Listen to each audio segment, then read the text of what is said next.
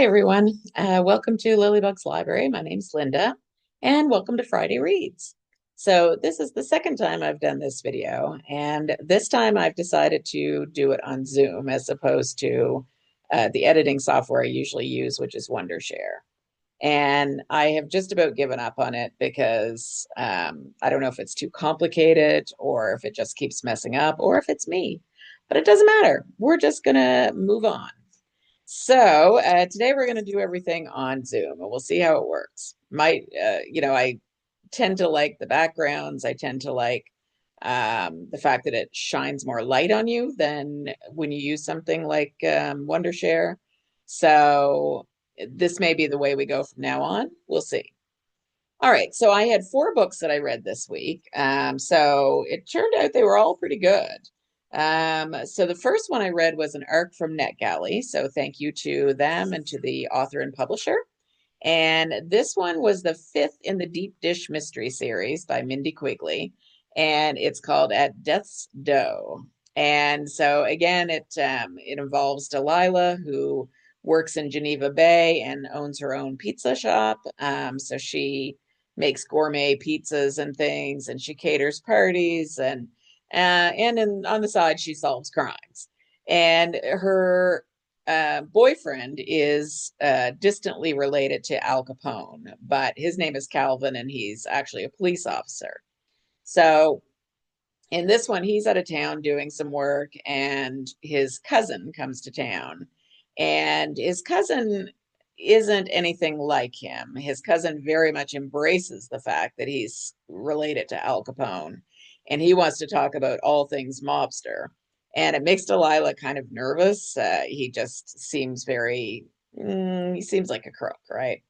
So later on, he's actually found dead in the ice. She and her aunt go ice fishing and they find his body. So she goes from there trying to solve this, trying to convince the police that it's even a murder. Um, they think that he just decided to go, diving in the ice, which I don't know why anybody would do, but apparently people do, and that he just miscalculated. And so she's trying to convince them that no, that's not what happened. So it's a really good one. It has a lot of her cat Butterball in it, which I really enjoyed. He's big and he's fluffy and he just sounds adorable. So I really like when they include him a fair bit. And really like Delilah because I like the fact that she's a flawed character. She doesn't know how to apologize, and she has a really hard time admitting that she's wrong. And I like a character that has some flaws because every human does, right? So I enjoyed that part of it. And really felt like I got to know more of her staff in this one too, which was nice. So I appreciated that as well. And then the next one I read, oh, we have a Dudley coming into the picture. Crazy cat. Where was I? Oh yeah, okay. So the next one I read, and I forgot to share a picture. So bear with me. I'm going to share my screen. I knew there was a reason I was doing it this way. Okay, so the first one was At Death's Door. So here's what it looks like. The next one is The Oligarch's Daughter. So this one is about Paul Brightman, and he marries this woman called Tatiana. And I mean, I love that name. I think it's so pretty. But when he first meets her, he thinks that she's like a starving artist. She lives in kind of a dumpy little apartment. She's trying to get her name known in the art world. It turns out that the truth is a little further away than that. She may be starving, but her family is very wealthy. And it turns out that her father is a Russian oligarch, which I didn't even know what that meant, but I had to look it up. So basically, it's like a very high powered, wealthy individual who I think it also at least insinuates that they're involved in crime. So anyway, it turned out to be quite a thriller, and it's all about Paul trying to navigate his new family and what he's going to do about them when he discovers his father-in-law is not quite who he says he is. So really enjoyed that one. Really had me on the edge of my seat at times. So the first one I would give 4 stars to, and this one as well, 4 stars. So the next one was the, there we go, was the, nope, wrong one. Bear with me. The next one was actually The Royal Assassin. Here we go. And this one is the second in the Farseer trilogy by Robin Hobb. And that one I really enjoyed as well. Wonderful Husband and I have been reading through that series. So in this one, Fitz, who's the main character, he makes his way back to Buckkeep in the snow and the ice, but he's a shadow of his former self. He was, poisoned and beaten badly, and he's not doing well. And he's trying to get through this. He's trying to get better, but it's a long, long process. And he's still fairly, I don't know how young he's supposed to be, but he's still fairly childlike.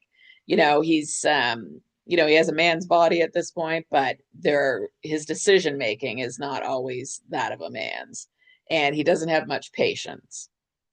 So Burrick, who is the stable master and who took him in when he was a kid, he goes with him on this journey, and he comes back with him. And Burrick is trying to give him some advice and some, of the wisdom of his years, and Fitz doesn't always pay attention. And one of the things I really liked about this one, there was a quote that I wrote down that I thought was interesting, and I think anyone who has suffered from a chronic illness, or who's disabled when they weren't initially, and things like that, they sometimes resent what they're going through. So I thought this was a good quote. It was damaged, and I rejected it fiercely. I felt savagely vindictive towards the flesh and bone that enclosed me. I wished for some way to express my raging disappointment. Why couldn't I heal? Why hadn't I recovered? And I think we all feel like that sometimes.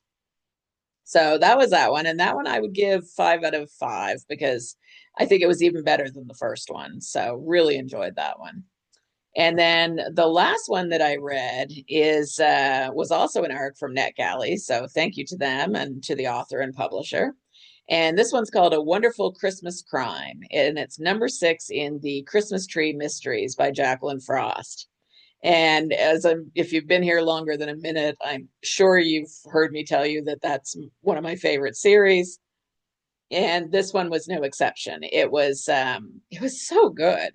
And I feel like they really kind of upped their game, because in this one, Holly's got high blood pressure, and her whole family and friend group are trying to keep her calm and make sure her blood pressure doesn't go up. And they're trying to make sure that she stays out of the crime that happens. She doesn't like that. She doesn't like, getting threats, but she likes the excitement, and she likes figuring things out. And she's really trying not to get involved, but it's very hard for her. And even when she does try, she still starts getting threats. So it makes for a fun story. And then Cookie is trying to figure out what her next calendar is going to be, and she's always a great character. And there's a little love interest in here for Cookie this time too, which I really enjoyed. And then one of the things that I thought was really cute is, if you've read any of the series, you'd know that Scooter was this kind of minor character who was thought he was in love with Carolyn, but Carolyn wasn't really interested. And so Scooter's back in town, only this time he has a new wife who looks just like Carolyn. So that provides a lot of fun and a lot of humor to the story as well. So like I said, I really feel like she upped her game on this one, that it's even better than the other ones. And or I don't know, maybe it's not even better, it's just a little different, but I love them all. So I'm a hard one to know which one I like best. But again, this one would be 5 out of 5, and really enjoyed it. So that's it for me. So I hope everybody has a great weekend. I'd love to know what you're reading, so feel free to tell me in the comments below. And let me know if you're good with me doing the video this way, or if you would rather that I went back to the way I was doing it. It's They have their pros and cons, I guess, both of them. So it's a lovely day here. Not quite as pretty as what this background is, but it is a beautiful fall day. Wonderful husband and I went up to Starbucks and had a nice little walk and a little drink. And, we're looking forward, hopefully, to a nice weekend as well. So I hope you have a nice weekend too. And I will talk to you soon. I'll be back with whatever I'm going to read for November. I just need to figure out what that is. All right. Talk to you soon, friends. Bye bye.